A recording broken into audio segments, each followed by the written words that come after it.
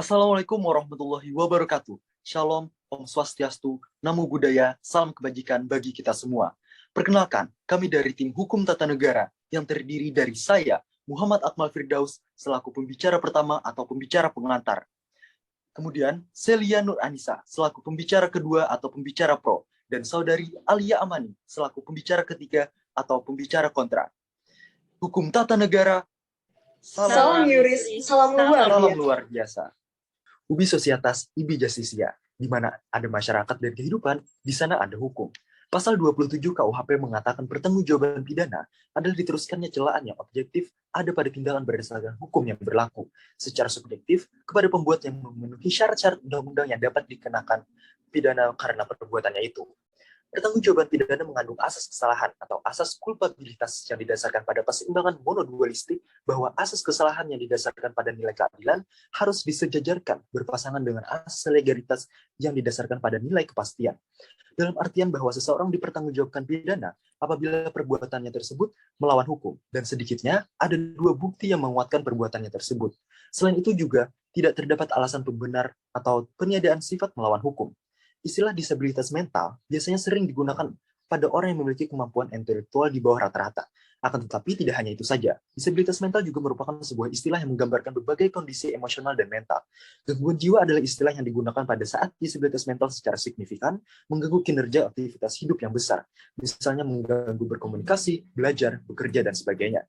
Penyandang disabilitas menurut Undang-Undang Nomor 18 Tahun 2014 tentang Kesehatan Jiwa atau UU KJ pada pasal 1 angka 3 menyatakan sebagai orang dengan gangguan jiwa yang selanjutnya disingkat ODGJ adalah orang yang mengalami gangguan dalam pikiran, perilaku, dan perasaan yang termanifestasikan dalam bentuk sekumpulan gejala dan atau perubahan perilaku yang bermakna, serta dapat menimbulkan penderitaan dan hambatan dalam menjalankan fungsi orang sebagai manusia.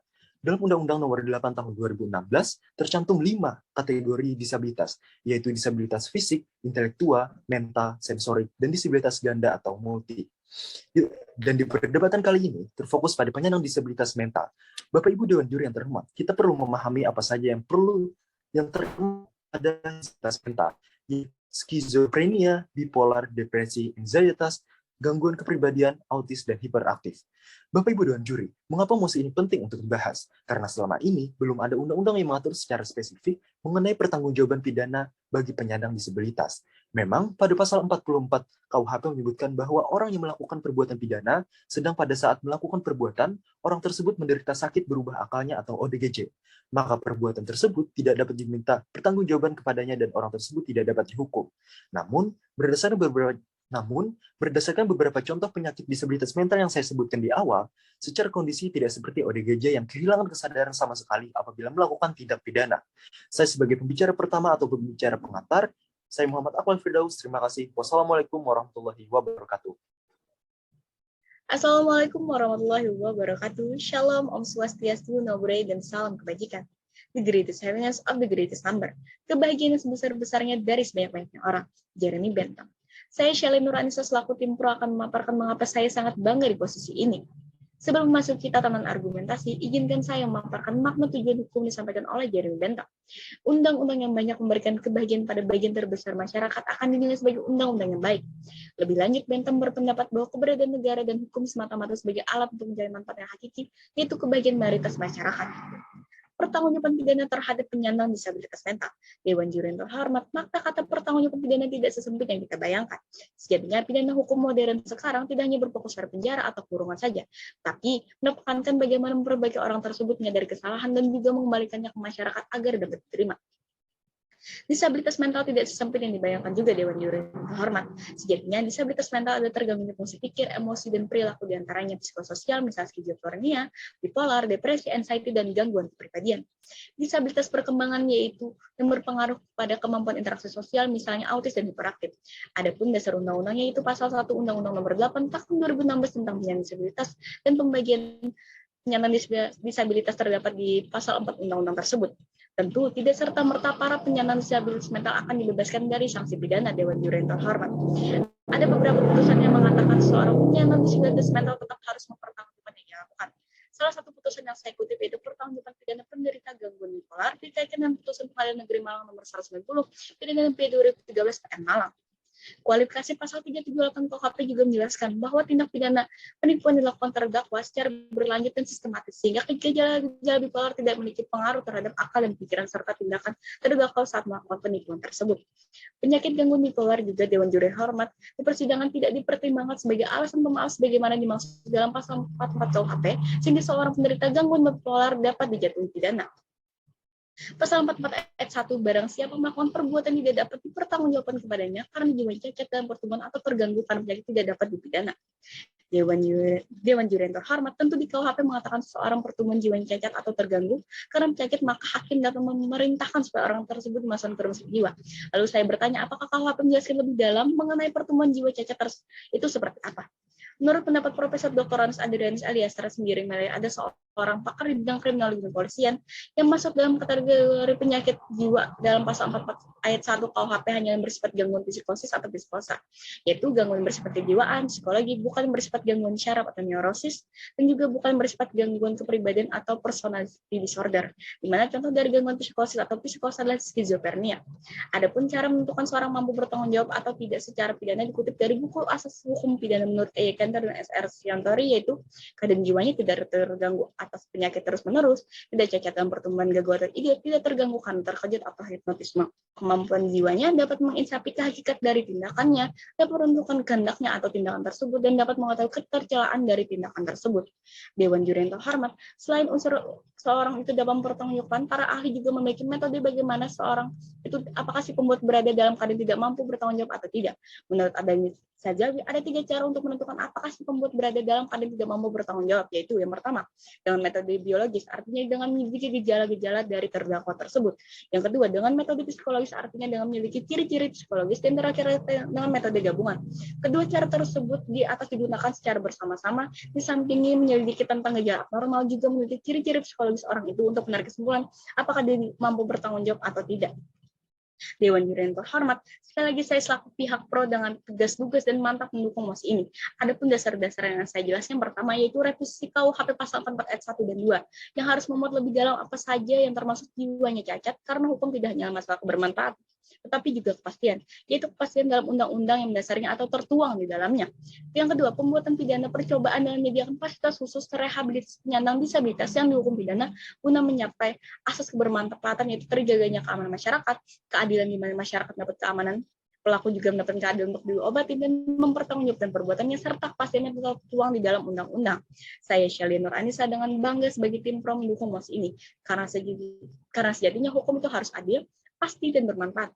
Keadilan seperti apa? Yaitu kepada korban pelaku, kepastian dituangkan di dalam undang-undang, dan kebermanfaatan bagi masyarakat banyak dengan terwujudnya keamanan dan masyarakat. Sekian dan terima kasih. Assalamualaikum warahmatullahi wabarakatuh. Dewan Juri yang terhormat, saya Alia Amani selaku pembicara ketiga akan menyampaikan ketidaksetujuan saya pada mosi perdebatan kali ini dengan 2 poin utama yang akan saya sampaikan. Yang pertama, pemberian pertanggungjawaban pidana terhadap penyandang disabilitas mental ini justru mengesampingkan pemenuhan hak kesehatan bagi mereka. Lex semper debit remedium. Hukum selalu memberi obat. Bukankah hak seseorang untuk bisa mendapatkan lingkungan hidup yang baik dan pelayanan kesehatan itu termuat dalam pasal 28H ayat 1 Undang-Undang Dasar Negara Republik Indonesia tahun 1945? Ini dipertegas lagi oleh pasal 6 Undang-Undang Nomor 36 tahun 2009 tentang kesehatan, bahwa setiap orang berhak untuk mendapatkan lingkungan yang sehat bagi pencapaian derajat kesehatan mereka. Kemudian pada pasal 1 Undang-Undang Kesehatan juga menjelaskan bahwa pemenuhan kesehatan yang diakomodir bukan hanya perkara jasmani saja, melainkan juga perkara mental. Menurut Direktorat Rehabilitasi Sosial Penyandang Disabilitas Kementerian Sosial Republik Indonesia, yang dimaksud dengan penyandang disabilitas mental ialah orang dengan masalah kejiwaan dan orang dengan gangguan jiwa yang dalam jangka waktu lama mengalami hambatan dalam interaksi dan partisipasi di masyarakat. Ditempatkannya mereka di rumah tahanan maupun lapas bukanlah hal yang bijak, karena hal ini tidak akan serta-merta menyembuhkan mereka dan membuat mereka mampu bertindak baik dalam kehidupan sosial pasca mereka keluar dari situ. Hal ini karena rutan maupun lapas bukanlah wadah rehabilitasi mental yang mampu memulihkan kondisi mereka. Padahal, hukum mestinya menjadi obat. Yang kedua, pemberian pertanggungjawaban pidana kepada penyandang disabilitas mental tidak sesuai dengan pasal 44 ayat 1 Kitab Undang-Undang Hukum Pidana yang berbunyi, barang siapa melakukan perbuatan yang tidak dapat dipertanggungkan kepadanya karena jiwanya cacat dalam pertumbuhan atau terganggu karena penyakit, tidak dipidana. Hal tersebut menjadi sandaran bagi kita. Kemudian pasal 32 Undang-Undang nomor 34 tahun 2016 juga menjelaskan bahwa penyandang disabilitas dapat dinyatakan tidak cacat berdasarkan penetapan pengadilan negeri. Hal ini tentunya dengan didasari pada alasan yang jelas dan wajib menghadirkan atau melampirkan bukti dari dokter, psikolog, dan garing atau psikiater sebagaimana yang ada dalam pasal 33 ayat 2 Undang-Undang tentang penyandang disabilitas.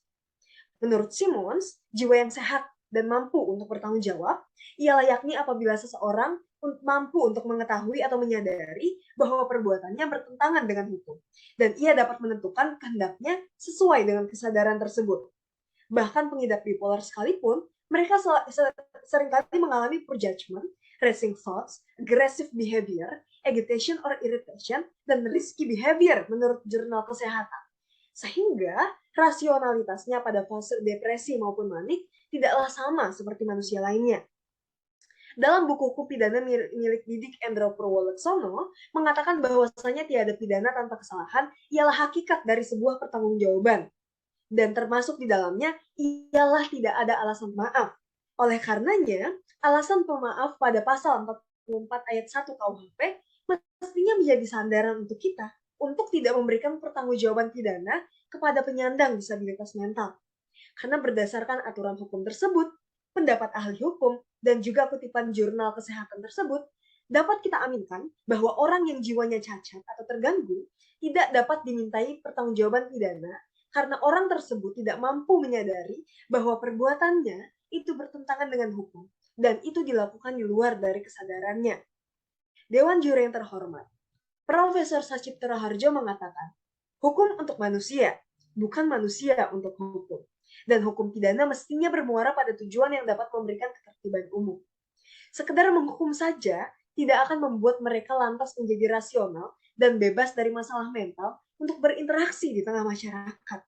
Dengan demikian, ada dua solusi utama yang akan saya sampaikan. Karena lex semper debit remedium, hukum selalu memberikan solusi. Yang pertama, peningkatan kuantitas dan juga kualitas institusi rehabilitasi milik pemerintah maupun mitra pemerintah. Karena pemerintah melalui Undang-Undang Nomor 18 Tahun 2014 tentang Kesehatan Jiwa mengatur bahwasanya pemerintah harus bertanggung jawab akan hal tersebut untuk menyediakan fasilitas tersebut. Dan kedua, merevisi pasal 44 ayat 1 KUHP mengenai alasan pemaaf pada pertanggungjawaban pidana untuk memberikan kepastian hukum kepada penyandang disabilitas mental dengan berbagai tingkatan. Bapak Ibu Dewan Juri yang terhormat, izinkanlah saya untuk menyampaikan kesimpulan pada mosi perdebatan kali ini, yaitu pertanggungjawaban pidana terhadap penyandang disabilitas mental. Untuk kesimpulan pihak pro, pertama revisi KUHP pada pasal 44 ayat 1 dan 2 yang harus membuat lebih dalam apa saja yang termasuk jiwanya cacat karena hukum tidak hanya masalah kebermanfaatan, tetapi juga kepastian, yaitu kepastian dalam undang-undang yang mendasarinya. Kedua, pembuatan pidana percobaan dengan menyediakan fasilitas khusus rehabilitasi penyandang disabilitas yang dihukum pidana guna mencapai asas kebermanfaatan, yaitu terjadinya keamanan masyarakat, keadilan di mana masyarakat mendapat keamanan, pelaku yang juga mendapatkan keadilan untuk diobati dan mempertanggungjawabkan perbuatannya, serta kepastian yang tertuang di dalam undang-undang. Ketiga, sebagai tim pro, mendukung mosi ini karena sejatinya hukum itu harus adil, pasti dan bermanfaat, yaitu keadilan kepada korban dan pelaku, kepastian dituangkan di dalam undang-undang, dan kebermanfaatan bagi masyarakat banyak dengan terwujudnya keamanan di masyarakat. Untuk kesimpulan pihak kontra, yaitu peningkatan kuantitas dan kualitas institusi rehabilitasi milik pemerintah maupun mitra pemerintah. Kedua, pemerintah Indonesia melalui Undang-Undang Nomor 18 Tahun 2014 tentang Kesehatan Jiwa mengatur bagaimana pemerintah melakukan upaya penanganan masalah kesehatan jiwa, standar fasilitas pelayanan, hingga hak dan kewajiban penyandang masalah disabilitas mental. Upaya kesehatan mental tersebut berdasarkan beberapa asas, yaitu asas keadilan, kemanusiaan, manfaat, transparansi, akuntabilitas, komprehensif, perlindungan, dan non-diskriminasi. Dan yang terakhir, melakukan revisi pada pasal 44 ayat 1 Kitab Undang-Undang Hukum Pidana atau KUHP mengenai alasan pemaaf pada pertanggungjawaban pidana. Hal ini merupakan upaya untuk memberikan kepastian hukum pada penyandang disabilitas mental dengan berbagai tindakan. Untuk itu, kami dari Tim Hukum Tata Negara, terima kasih. Wassalamualaikum warahmatullahi wabarakatuh.